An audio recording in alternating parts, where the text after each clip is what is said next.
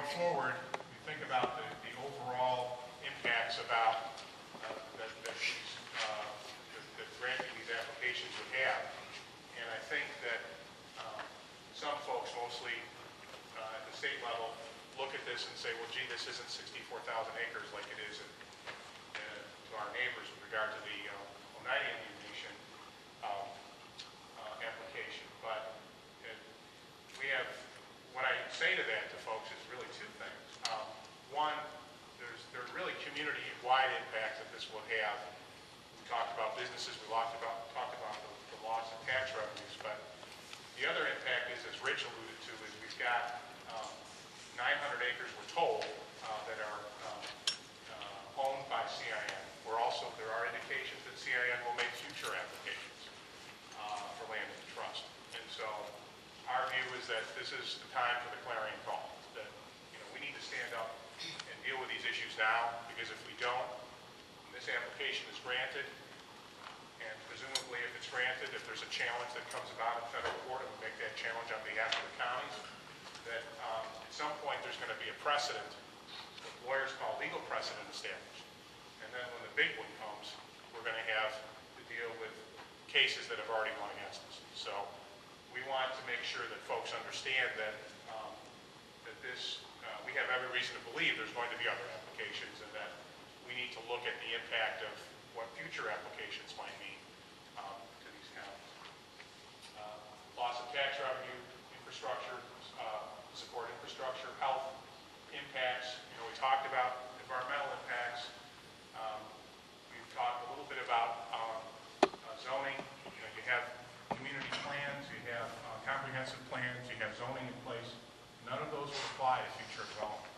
And so you can imagine what the potential impact of that would be with development that grows completely unfettered by those carefully put together plans.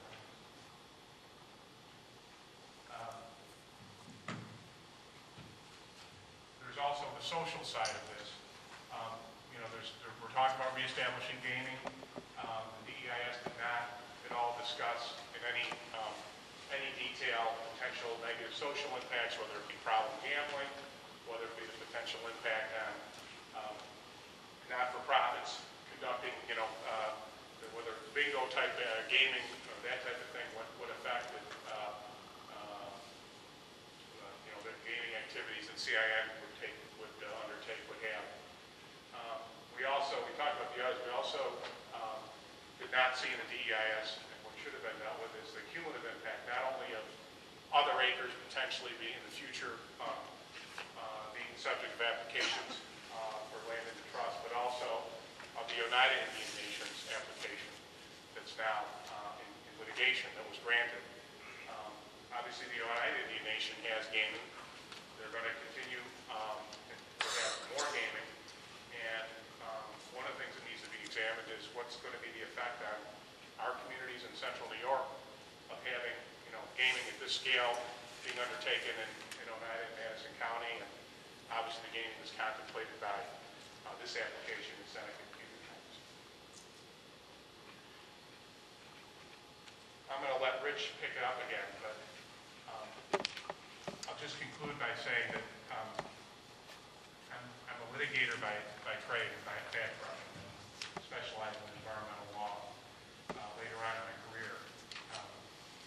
I don't know what's going to happen. I don't know that the DIA will grant these applications. I suspect, given what we saw with the Oneida Indian Nation's application, that may happen despite the comments that might be made.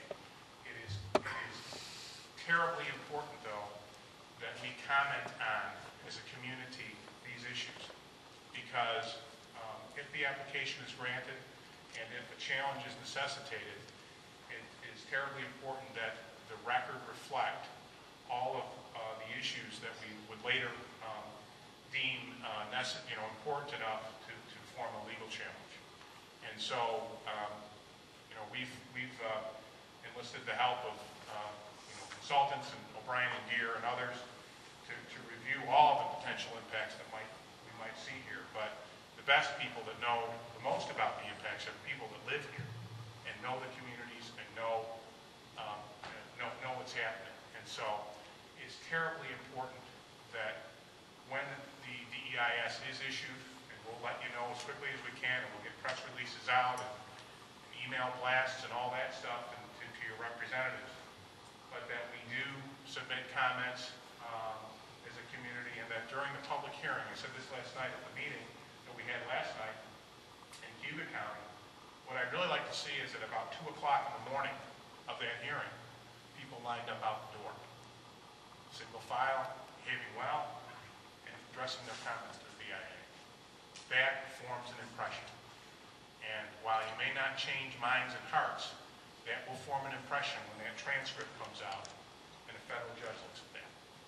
It's terribly important. Thanks. There's a number of ways to build the record. You can comment through our website. The counties have organized, and we maintain a website for the counties. There's an ability to comment on that. You can do that anytime, certainly. You can comment directly in writing. We would encourage to your county representatives who will be responsible to place that in the record through the process. You can comment directly to the BIA. Concern there is the BIA does not accept emails, not likely to accept emails. They have not done so in the past. Clearly that's an option. We would ask if you do comment directly to the BIA to try to give us a copy of it or your county representatives. Make sure that it is in fact put in the record. You can't comment to the BIA now. They're not open for business, so to speak, until the DEIS is actually released. And then, as Joe said, do all of those or some of those, but come to the public hearing that BIA is going to be holding. And give your comments verbally, put them directly into the record. One thing I did not mention is the importance of local resolutions from village boards, from town boards, from school districts, fire commissions, and we'll be helping any of those put together samples if they wish as we get into that 45-day period.